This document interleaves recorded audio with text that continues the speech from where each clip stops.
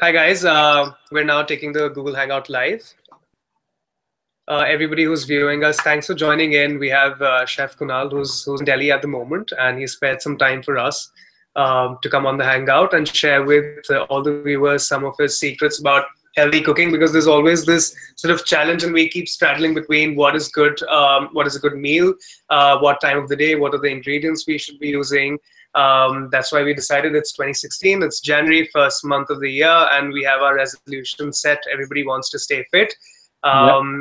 And Chef Kunal's joined in us today to share some of his secrets and some of his learnings from all over the globe when he travels. So I'm gonna now let Chef Kunal introduce what he's gonna talk about today.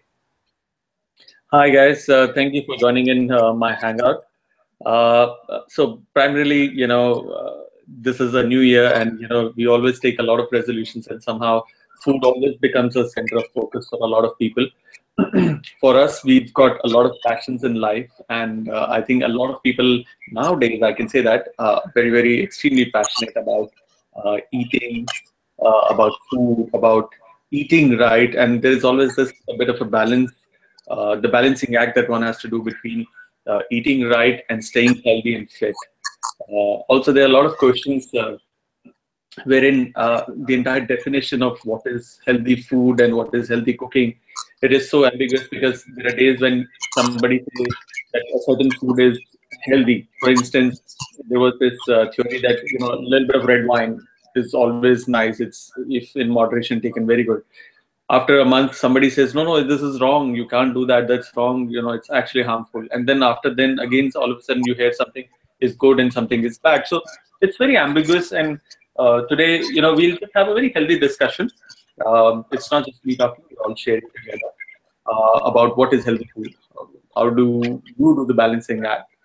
Of late, I lost about 16 to 17 kilos without any crash diet, without going on a very let's say, a very rigorous exercise regime. So I'll share my inputs, I'll share my experiences, and I'm open for questions as much as I can answer. Super. So, Chef, as you know, what we did was on the Times Passion Food Tribe that we run on Facebook, where we see a lot of engagement coming in from a lot of people who love cooking, who love to explore different kinds of food items and different styles of cooking. We opened the floor for a bunch of people, and we invited a few questions. A lot of viewers are joining us in. Anyone and everyone who's on the Hangout at the moment, you can send in your questions in the comments section here. I'm going to start taking a few questions, Chef. And the viewers, one of the members of the tribe, Shraddha, she wants to know that Indian food in general, we consider it to be really, really healthy, but that perception sort of doesn't sort of stay true when we travel overseas. So do you think there are certain ingredients within Indian cuisine or Mughlai cuisine or Nizami cuisine that we get to sort of savor? Are there any of the ingredients that we could use, and what's healthy cooking from an Indian cuisine point of view? Well, there's a whole lot of volume questions. I just need to go one after the other. So, from having understood from the first half of the question, what the question is that is Indian food healthy at all? Is that what the question is? That's right.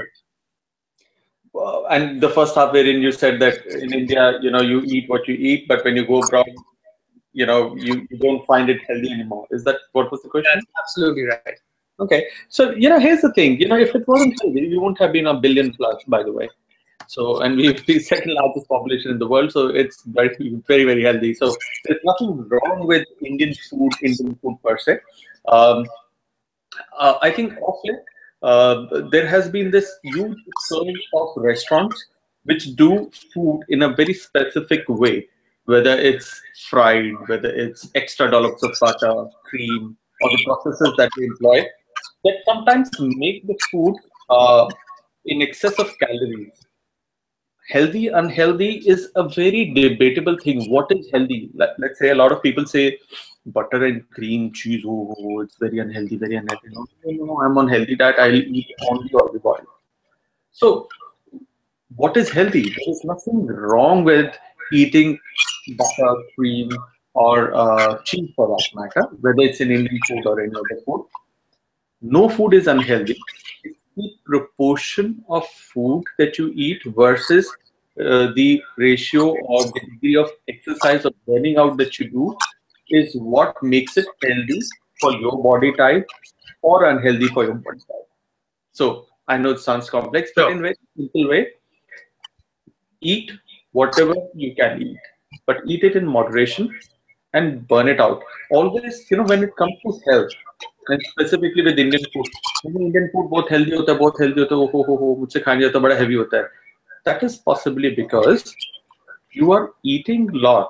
You need to just cut down on the portion size, or you're eating right, but you're just not exercising enough. And that's the reason why that food becomes unhealthy. So don't alter your food all the time. Alter your habits. That you're sitting Right. all the time, start walking.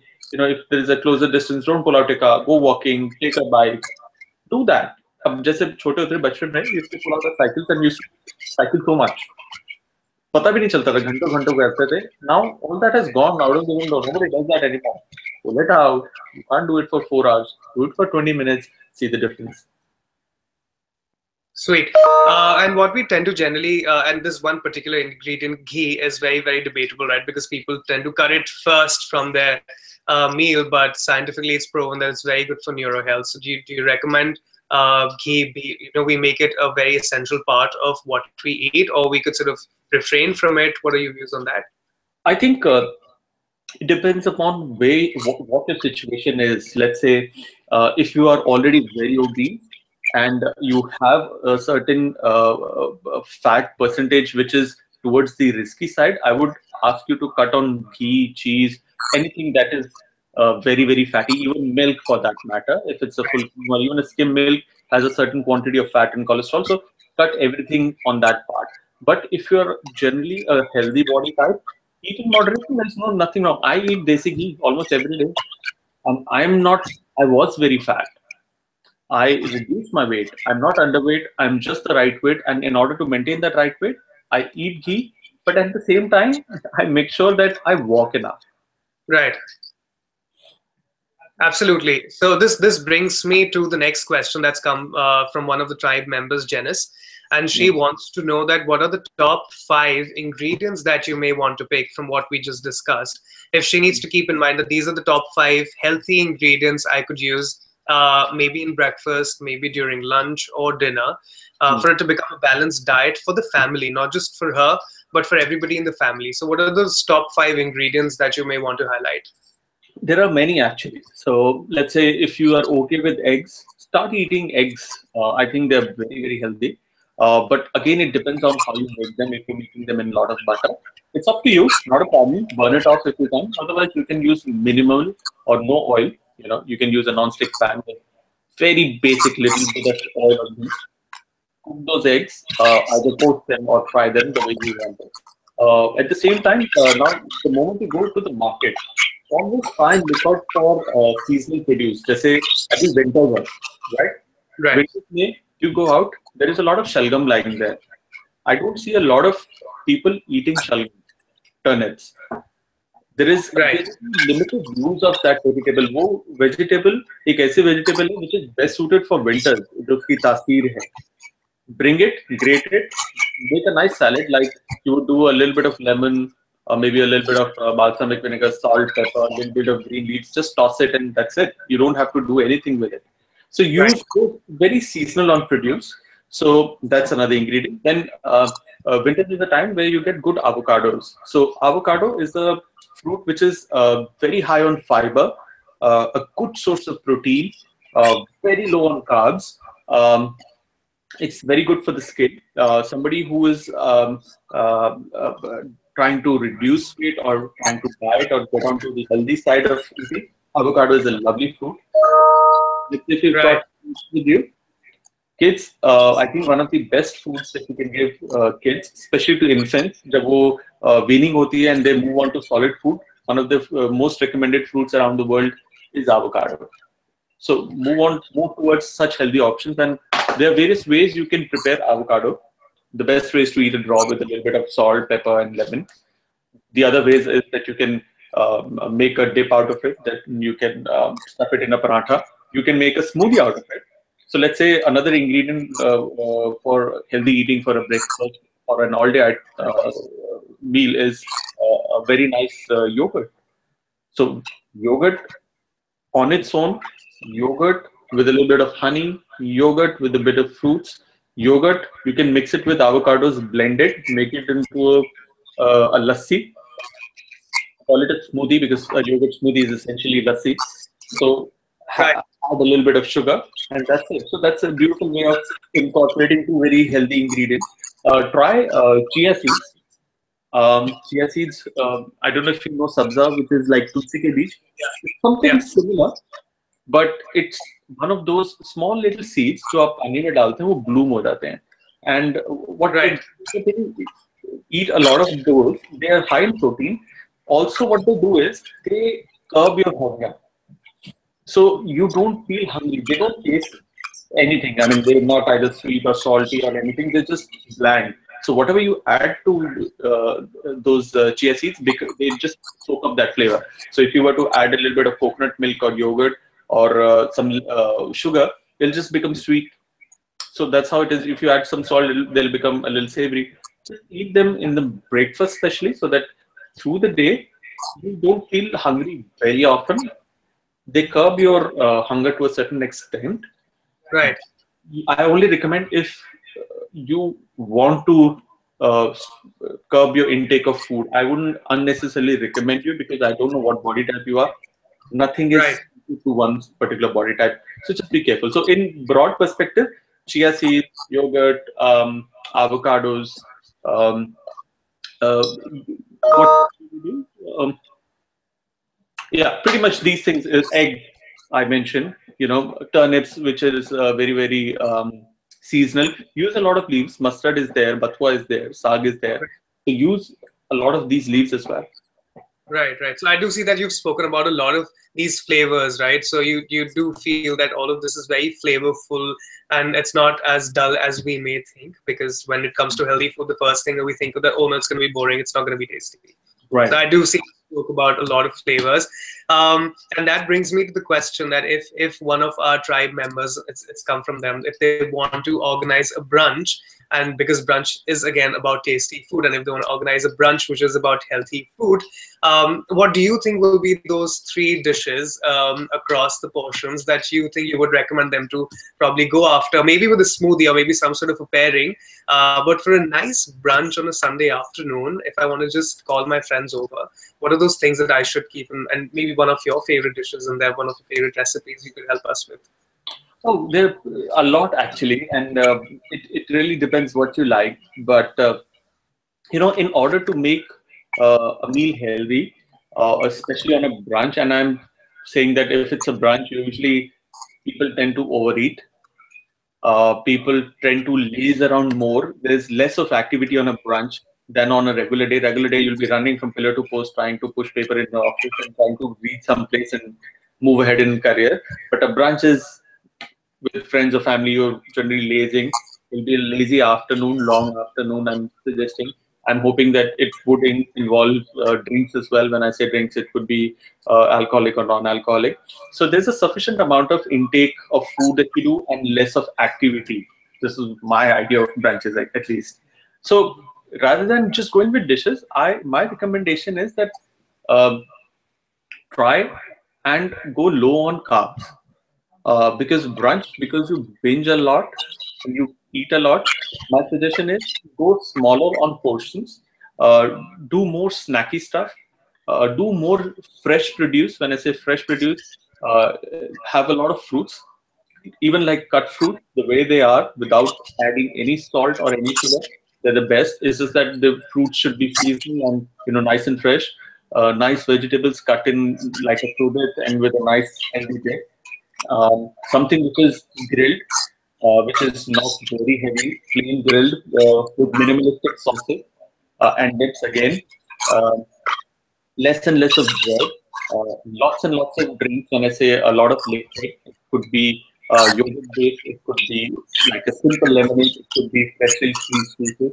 Have that array of food, all of these healthies, but in smaller portions, so that you can binge. but by the end of your brunch, which is late afternoon, you're full, satisfied, and yet in another 2, 3 hours you would be hungry again. Right. Right. That's the kind of Absolutely. strategy that I would suggest. That's very interesting. In fact, so I'm going to take the next question that's come from the tribe member, Anusuya Chaudhary. She gets very confused because she's told that reduce carbs and also reduce fats. And she wants to know what is more important. Does she have to always reduce fat, or does she have to always reduce carbs? Because carbs also tend to break down and give energy to the body. So she feels very confused as to what needs to go out of her meal. In fact, I like to suggest a simple exercise. Everybody should follow, and just follow. I'll just do it right away, and it is very, very effective. And this is especially, let's say, if you are very hungry and there's a piece of chocolate or a piece of interesting food right in front of you, and you know that you're going to binge, and you know that you're going to eat, whether it's more of carb or more of fat or less of protein, whatever it is. It's a very simple exercise. It became very effective for me. I did this exercise, and it's everybody can do it. It's very simple. And best is, for best results, just do it just before you are about to eat. Right. It's effortless. It's called neck exercise. So you're like, let's say when you have your food in front of you, look at it, take a deep breath, and just do this. It really helps. No.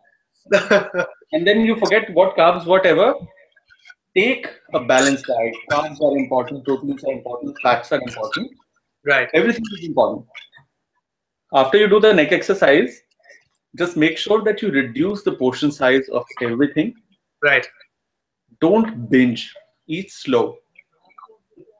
Best is to have somebody in front of you rather than your phone or a television, because when you're on the phone or when you're watching something on your internet, or when you're watching television, your mind is so diverted that you're just eating. You end up eating more. Right. Portion out less. Have somebody to interact with you, like how you would sit on a nice table and interact. Talk to them. It de-stresses you talking to a good friend or a family member. Right. And that is when you are de-stressed, you eat less.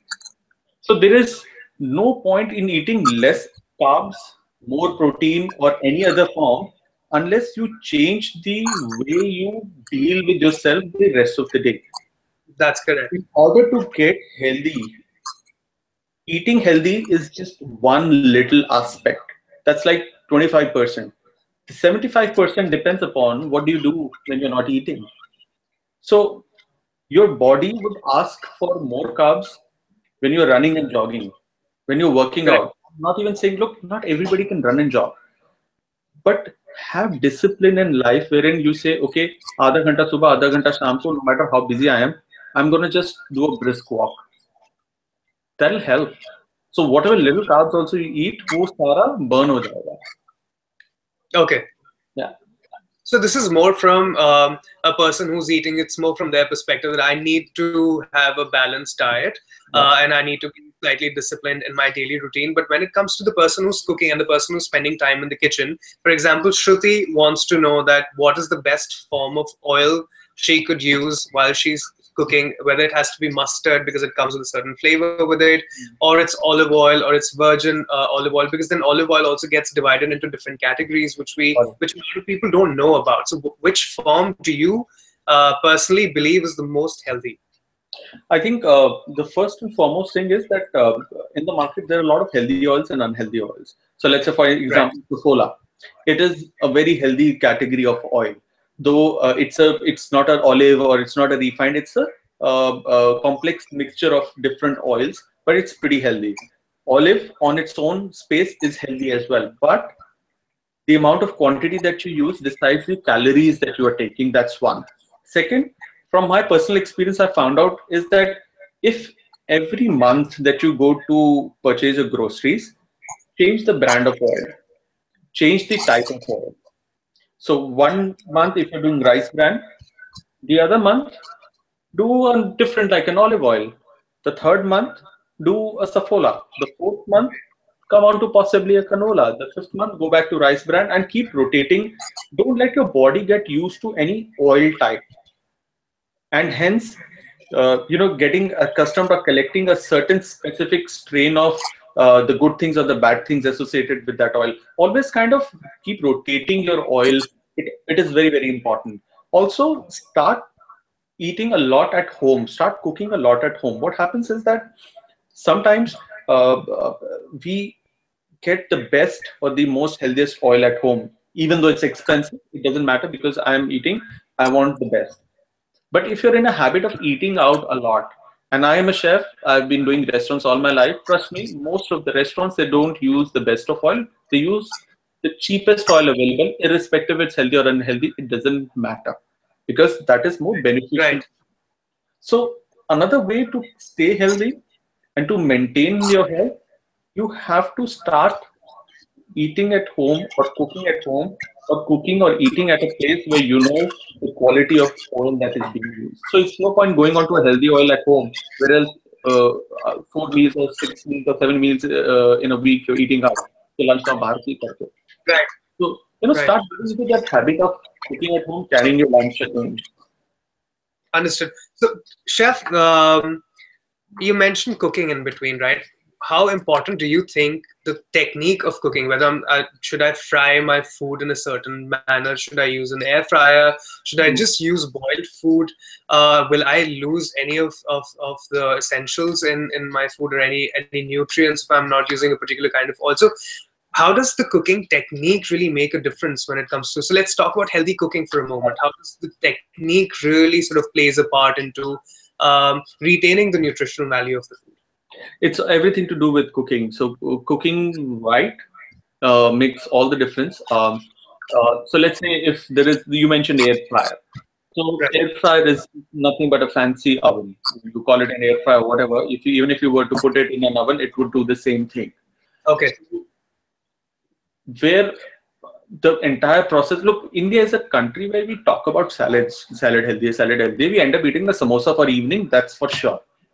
That's not going out of the window at any point. I know if not samosa, maybe a pizza, maybe a burger. 2 दिन आप शांति रख लोगे, तीसरे दिन आपने खाना ही खाना. Right.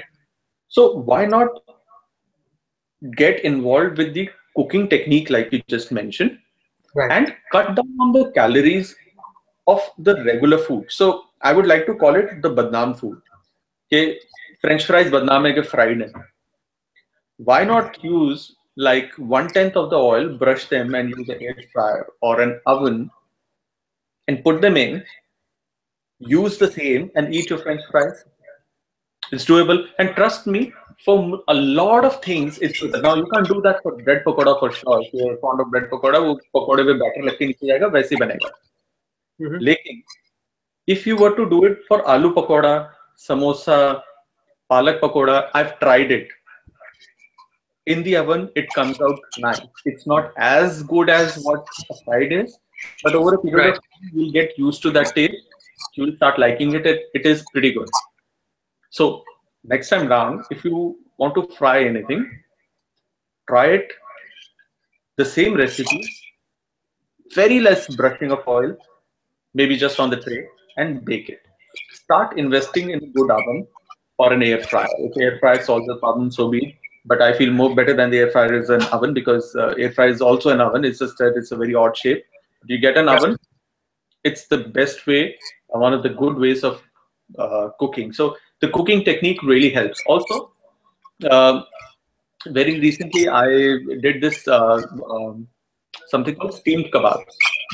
So what I did is that, let's say seekh kebab hai ya chicken ki seekh hai, you make that mixture rather than putting in a tandoor and then brushing it with butter.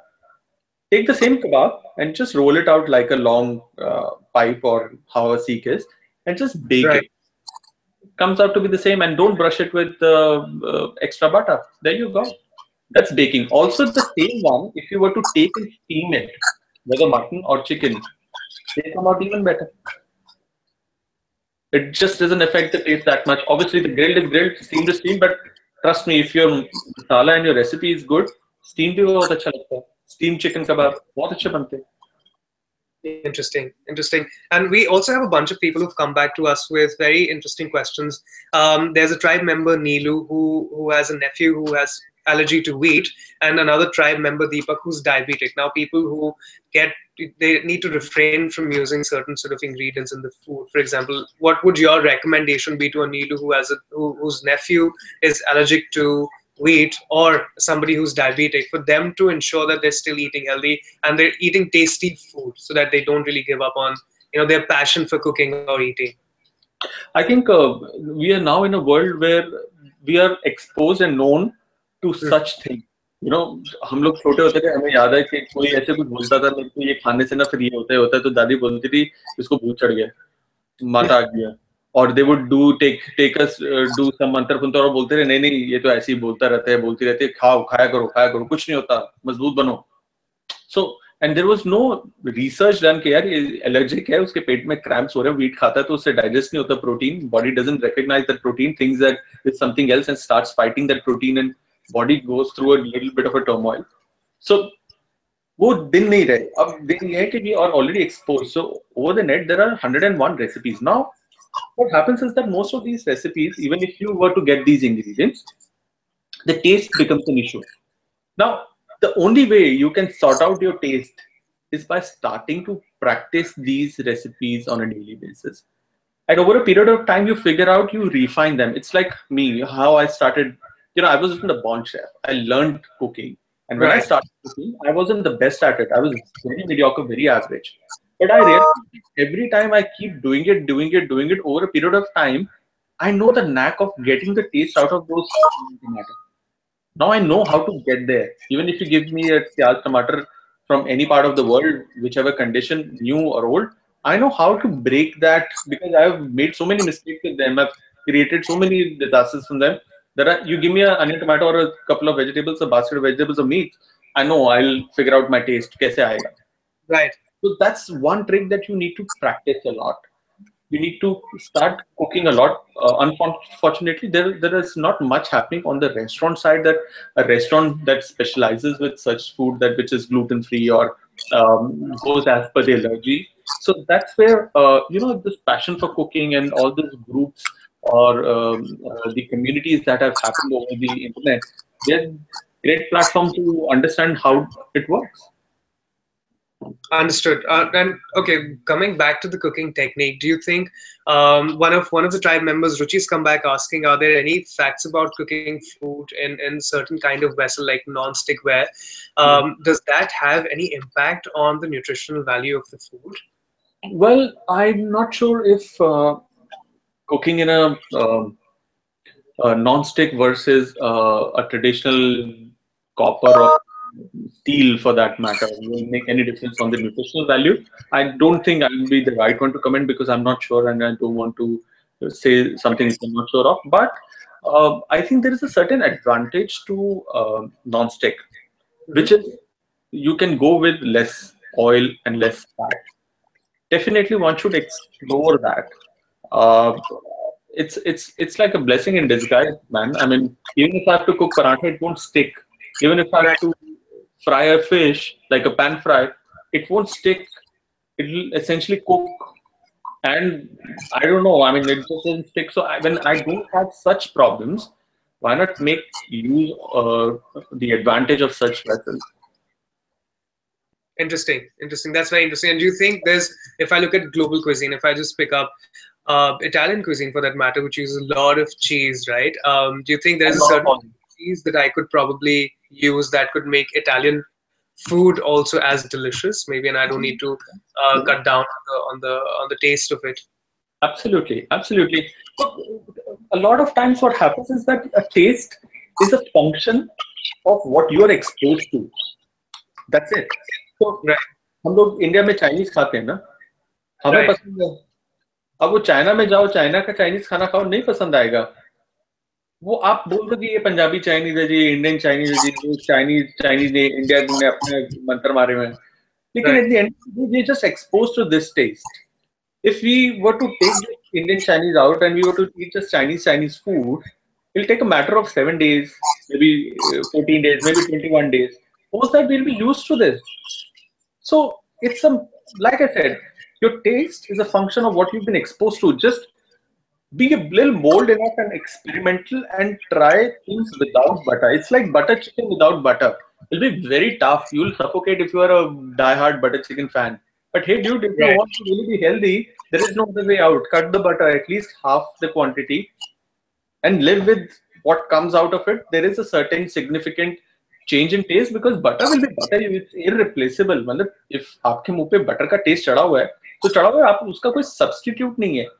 एक है Right. कि धीरे धीरे उसकी मात्रा जब आप कम करते हो over a period of time you get used to that taste, and when somebody puts full-fledged butter you'll say यार बहुत buttery है यार ये तो.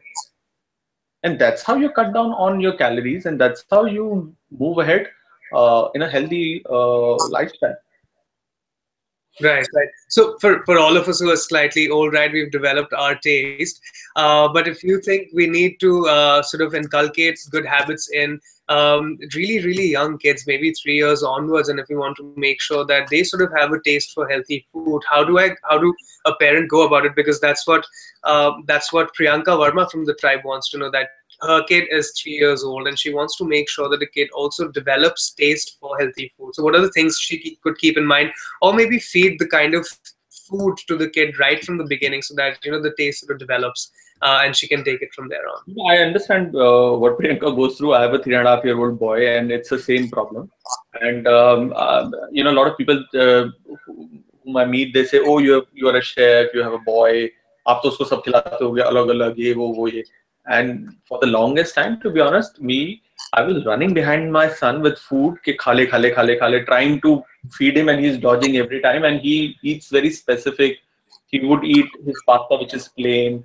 He would eat paranthi, which is plain. He would eat rice, which is plain. No vegetables, nothing. So he had that specific mood.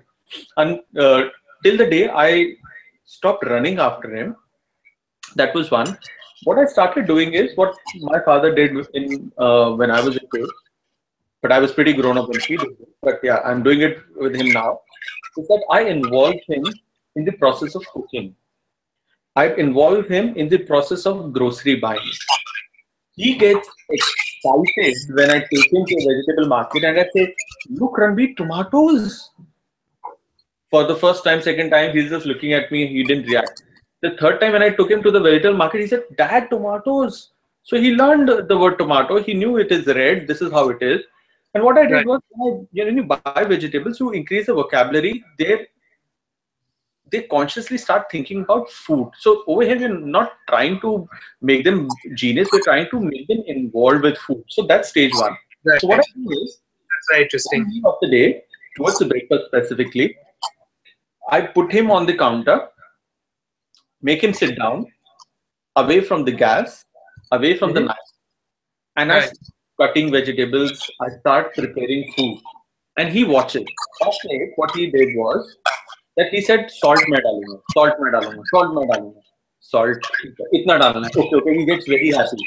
And then I say, "Okay, ये डालो, ये turmeric है, ये chili है, chili नहीं खाते बच्चों को वो मिर्ची लगती है." And then he's figuring out in his head, अच्छा chili, अच्छा ये. By the end of the thing, when the dish is made, he's the first one excited. I want to taste it.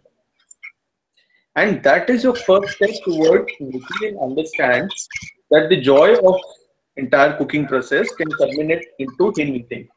So 6 out of 10 times he eats what is prepared.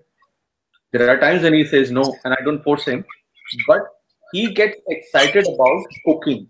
When kids get excited about cooking and food, they want to eat it as well, because itna kuch halchal dekhe, they want to experience it. Also, there is a greater chance of acceptability. At the same time, what happens is there's a lot of respect for food. They don't waste food. When you teach them, देखो पापा ने mummy ने इतनी मेहनत से बनाई थी, जैसे खड़े थे, आपने देखा था कितनी गर्मी थी, पसीना आपको भी आया था, हाँ वेस्ट नहीं करना, वेस्ट नहीं करना. These are the ways you inculcate good habits. With food, this is a start. This is not the floor shot way, but that's a great way, and it is working for me. 60% is the success rate, which I don't think it's bad. Rest is, he's a kid. He has the right to do whatever he wants. He's got a free mind. Right. That's beautiful, because what you're saying is that involving them right from the beginning in the whole process will not only ensure that they start looking at the health factor of foods, they also get involved. They want to start cooking as well. So it's not just about eating alone, then also becomes about getting involved in the cooking process, which would be Absolutely. And when interesting. they see mom and dad cooking healthy, they Right. catch on. जब हम कहते हैं ना माँ के हाथ का खाना या पापा के हाथ का खाना, बचपन की याद, वो दादी खिलाती थी। तो हमें क्या खिलाती थी? वो चूरी जिसके अंदर देसी घी, चीनी, सब कुछ फूट के मुंह में जा रहा है, वो याद है अभी भी। देसी घी और चूरी मुझे खिलाते, I eat it. At the Right. Same time, if your माँ के हाथ का और बचपन की याद is healthy food, your lifestyle gets altered. For you, your memory would be वो मम्मी के हाथ की वो जो अच्छी सब्जी बनाती है। Right. There you go. That's interesting. Chef, you have done a bunch of trails with Times Passion Trails, and you know you've traveled a fair bit. Is there any experience that you would want to share with us? Anything that you discovered during the trail that you thought that, oh wow, like I didn't even know that this could be that healthy, and you started sort of exploring the same route later. Maybe took some learning out of it during the trail. Actually, every time I travel, it surprises me, you know, and specifically not just as a chef, but as a person, as an individual, that there's so much more to explore and learn and adapt in your life. Right. So you spoke about ingredients. Very recently, on one of my these passion travels, I discovered white turmeric. So Wow. up Wow. now I knew turmeric as turmeric, वो जो पीले रंग की है या orange रंग की है, saffron color की है, but white turmeric, I was like, really, सफेद turmeric, and you know it looks like ginger or turmeric, but when you peel it, it's nice and bright white, a little off shade of white, and Right. that's used a lot predominantly in Thai food. That's also called mango ginger in India. Down south में, so it, you know, white turmeric का जो flavor है is something like ginger, but not as pungent as ginger, with a little that smell of raw mango, not खट्टापन. That smell of raw mango, when you take raw mango जो घर में चाट डालता है, that smell. So it's amazing, and I'm just so surprised. So I've got like a bunch of them, some kilos of it, and आजकल because सर्दी की धूप है, आजकल मैं घर पर अपने सुखा रहा हूँ. And my latest experiment is going to be, I'm going to kutify it, make a powder, and use it in a curry, and see what impact it has on a regular dal or a sabzi or a meat curry. यहाँ पे turmeric डालता था, मैं यहाँ white turmeric डालूंगा, and see what it is. So it's very, very exciting for me to go about and do things like this. Right. So is there a particular destination in India where you want us to probably take another trail with some passion lovers from the tribe? Is there any other part of the country that you really want to sort of explore and you've not had the chance, maybe, or any other part of the globe maybe that you really want to explore? I think Andaman Nicobar Islands is very, very underrated. I've been there and I want to go there again. I think the waters are clear, pristine. The food there is amazing. And I don't know if you guys knew or not, but Andaman and Nicobar Islands is a cluster of 500 plus islands. So that's like a lot of islands. And water there is so clean that it's unbelievable. आपको लगेगा नहीं कि आपके अगर if you're exposed to waters of Mumbai, let's say, with no offense, but Mumbai का पानी, it's very, very dirty. The beaches are dirty. The beaches there are clean. You can see your own feet. आपके घर, आपके कमर तक पानी होगा. आप नीचे देखोगे, beautiful. You can go scuba diving. You can do underwater photography. You can do so many things there. It is such a blessed land, and that's a part of India. And I think we don't even consider going to Andaman and Nicobar. That's interesting because in a few days from now we have a trail that's going live for underwater photography. It's very interesting how you sort of thought of this. It's fantastic. Just we'll take the last question now, Kunal, and because we're talking about down south, a lot of flavors down south are very unique, right? So anything which is very native to Kerala, any spices that you may want to mention, any ingredients from Kerala that you recommend we use if we're looking at a healthy sort of meal or a delicacy that we want to make out of those ingredients? I think in terms of ingredients, there are these predictable ones. In fact, when you say healthy, you know, it's very surprising that Kerala has some of these quality of coconuts which are the best in the country, which yield the most amount of water. And somebody who wants to be healthy, wants to stay healthy, my personal recommendation is that you need to move away from soft beverages and packaged juices because they have a lot of sugar, and move towards something very natural, something like coconut water. So from down south, whenever I go to south, and somehow the quality of coconut there when you buy there is different from what when you buy the same one in Delhi or anywhere in the north. It is just so good. So my personal recommendation, if you're traveling down south, in a day, have at least 4 coconut waters minimum. Pani ki jagah coconut water piyo, you'll feel so refreshed, so hydrated, and you're gonna enjoy that. Excellent, excellent. So, and right in the beginning, we spoke about smoothies, right? And the last question that's come is, how do I make my desserts delicious and not feel guilty about indulging in them? So what are your favorites? Healthy, because you spoke about coconut water. Is there a coconut shake? Is there anything that people could make out of coconut maybe that's healthy, or anything that's your favorite that you don't really feel bad about when you're sort of indulging in it? Okay, there are two aspects to the question. First, if you want to eat a dessert and enjoy it, please go ahead and make it, enjoy it. Just eat a spoon or two. That's all. You need to stop there. The neck exercise comes in handy over here. Really. So take 2 spoons, remove the dessert and walk off. Eat proper 2 spoons and go. Second, let's say the coconut. जो coconut की malai है, that's very underused. I feel a lot of people, they just eat the malai on its own and that's it. And a lot of people don't even like eating malai. So my thing is that once you finish the water, take out the malai, chop it up. Once you've chopped it, now you can use it in various forms. So let's say आप जब दही set कर रहे हैं, अपना जब घर पे दही जमाते हैं, add a little spoonful of sugar or honey to the milk and add this chopped coconut malai. Right. And then set the curd. So once you're eating, you've got a little bit of meetha and a little bit of that coconut flavored, that bite of that malai, which is nice and creamy, into the yogurt.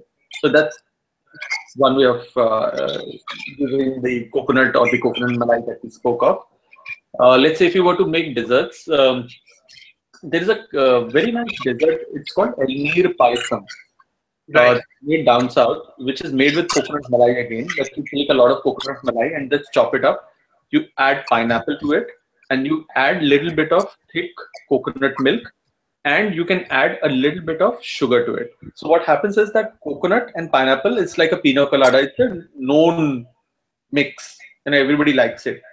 What you do is you add tender coconut, chopped wala malai, add little sugar or a little bit of condensed milk and just make it a little more runny. So it's like a thin, like a semi-thick liquid. You don't have to cook, just mix all of them with a lot of pineapple and eat it. It's healthy. Right.